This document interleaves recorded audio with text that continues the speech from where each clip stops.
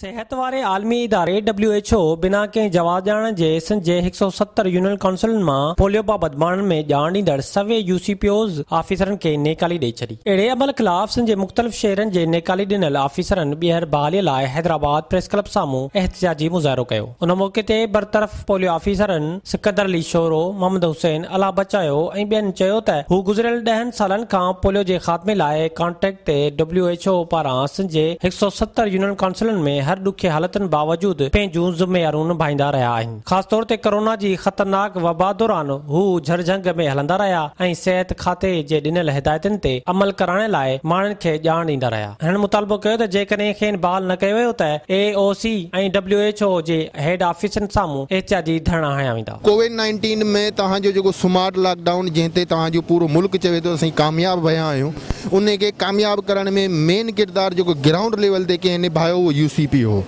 UCPO खे का बि अथॉरिटी न ॾिनी वई, न को मास्क जे हवाले सां सवाइ मास्क खां ॿी का बि शइ न ॾिनी वई। उन जे बावजूदि बि UCPO सिर्फ़ु हिकिड़े मास्क पाए उन कोविड-19 जेको पूरी दुनिया जंहिंखां ॾिनल हुई हर घर जे दरवाज़े ते वियो ऐं वञण खां गॾु हुन जेको आहे तव्हांखे जेको आहे उहो लोकेशन उते जी शेयर कई ऐं प्रोवाइड कयो त बाबा हीउ माण्हू कोविड-19 आहे, हीउ इलाइक़ो आहे, जंहिं ते तव्हांजो स्मार्ट लॉकडाउन खां ताईं मिनी लॉकडाउन ते आया आहियो।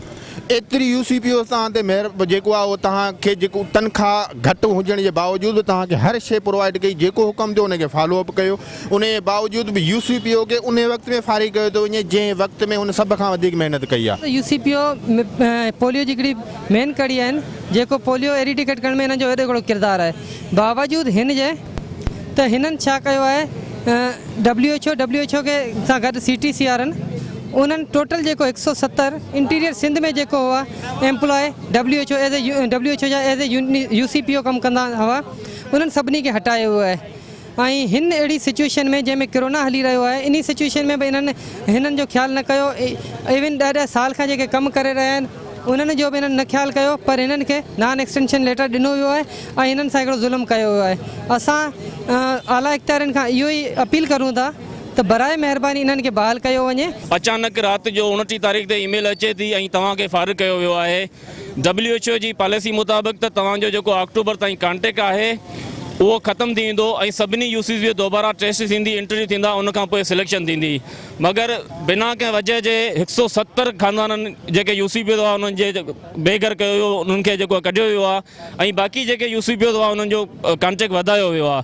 त 170 ख़ानदाननि खे बिना कंहिं सबब जे हिन कोविड-19 जी बिल्कुलु इंतिहाई जेको ख़राबु कंडीशन में कढियो वियो आहे, इहो किथां जो इंसाफ़ आहे। WHO पंहिंजे फ़ैसिले ते नज़रसानी करे ऐं 170 ख़ानदाननि सां जेको इंसाफ़ करे। विज़िट कयो अवामी आवाज़ मीडिया ग्रुप जी वेबसाइट awamiawaz.pk।